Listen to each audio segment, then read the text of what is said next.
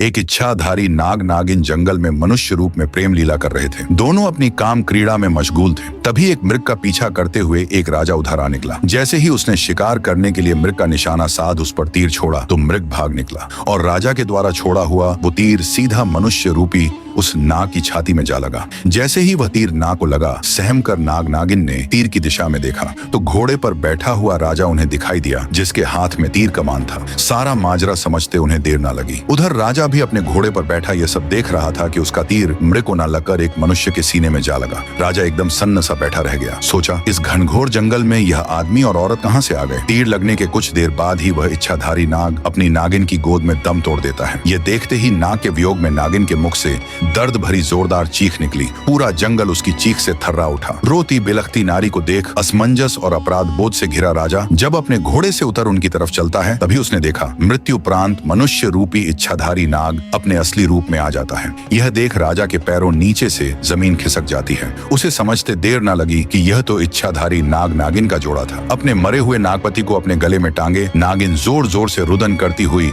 भयंकर गर्जना के साथ बोली, हे पापी मनुष्य, आज जिस प्रकार मैं अपने पति के वियोग में तड़प रही हूँ, एक दिन तेरी पत्नी भी तेरे वियोग में ऐसे ही तड़पेगी। ये सुनते ही राजा का चेहरा एकदम फीका पड़ गया। वो नागिन से बोला, हे नागिन, मुझे क्षमा करें, मैंने तुम्हें नहीं देखा, मुझसे बहुत बड़ी भूल हो गई। राजा की बात सुन दहकते अंगारों सी आंखें लिए मनुष्य रूपी इच्छाधारी नागिन बोली, पापी मनुष्य, भूल भूल नहीं, अपराध किया है तूने। हत्यारा है तू मेरे पति का, जिसके लिए मैं तुझे क्षमा नहीं बल्कि मृत्यु दंड दूंगी। मैं अपने मरे हुए पति की कसम खाकर यह प्रण करती हूँ कि आज से ठीक 9 दिन बाद नाग पंचमी के दिन मैं तुम्हें डस कर अपने पति का बदला पूरा करूंगी। नागिन की बात सुनकर तो जैसे राजा का हृदय फट गया। बेचारा बेबस राजा अत्यंत भरे हृदय से राजमहल की तरफ चल पड़ता है। जब राजा राजमहल गया और रानी ने उसका उतरा हुआ चेहरा देखा तो वह भी उसे देख चिंतित हो उठी। रानी बोली, क्या हुआ महाराज, आप जब से शिकार से वापस आए हैं तब से आपका चेहरा बिल्कुल उतरा हुआ है, ऐसा क्या हुआ? महाराज मुझे बताएं। तब राजा रानी के सामने जंगल में हुई पूरी घटना कह सुनाता है। सारी बात सुन रानी भी सन्न रह गई। रानी एक पतिव्रता स्त्री थी। वह बोली, महाराज आप चिंता मत कीजिए, आपको डसने से पहले उस नागिन को मुझे मारना होगा। मेरे रहते मैं आपके ऊपर कोई भी आंच नहीं आने दूंगी। अगले दिन राजा और रानी ने बहुत साधु महात्माओं और विद्वानों से अपनी इस समस्या को साझा किया, पर कहीं से भी उन्हें संतोषजनक हल नहीं मिला। किसी ने कुछ उत्तर दिया तो किसी ने कुछ करने को कहा। इन्हीं सब में 8 दिन गुजर जाते हैं। आज वह 9वां यानी नाग पंचमी का दिन था, जिस दिन वह नागिन राजा को डसने के लिए आने वाली थी। दोस्तों, इससे आगे का पार्ट देखने के लिए हमारे चैनल को जरूर सब्सक्राइब कर लें।